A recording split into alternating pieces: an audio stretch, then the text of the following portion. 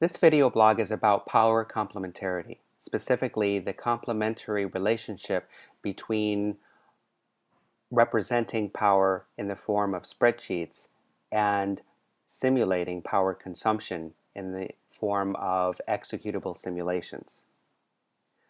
Within VisualSim Architect, we measure both power and time-based metrics.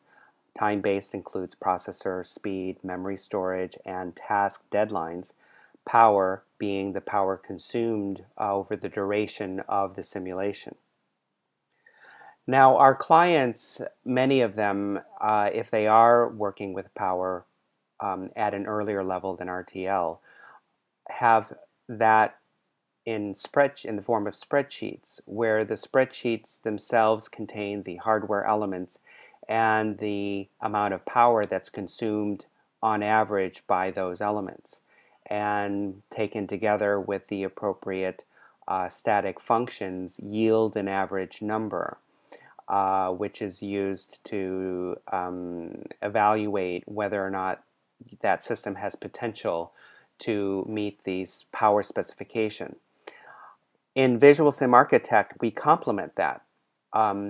We bring in the numbers from the spreadsheet and we simulate the design, and we are able to measure the amount of power consumed as the simulation evolves, and that measurement can be shown or is shown in the form of a plot as seen in the lower right-hand side of the screen. Now, the simulation model within VisualSim Architect is a representative one of where you're conducting function architecture mapping.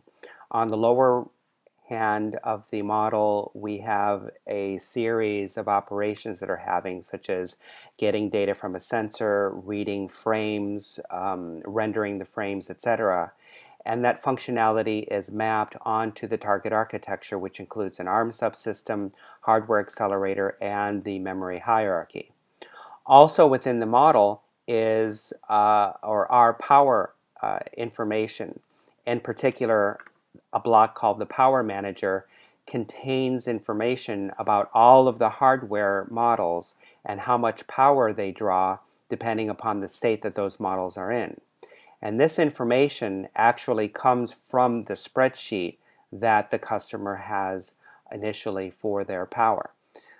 So as an example, this spreadsheet contains also the hardware elements, the amount of power consumed, and through the appropriate static functions yields an average watts per second, in this case 1.19. And this is our starting point. That information is then plugged into the Power Manager, and we would then run the simulation. The output of the simulation in terms of power is a measurement of power consumed as the simulation progresses. And you can see here that the beginning number in the dynamic simulation is very close to the 1.19 watts per second given in the spreadsheet with its static functions.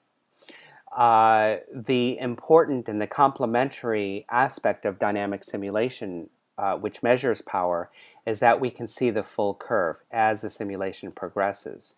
And this is particularly important in those cases where any power spikes could result in system fault or system degradation or possibly system failure. And this is why it's important to utilize both static-based power methods such as spreadsheets and use that information in a dynamic simulation environment such as VisualSim Architect. That concludes our video blog on power complementarity.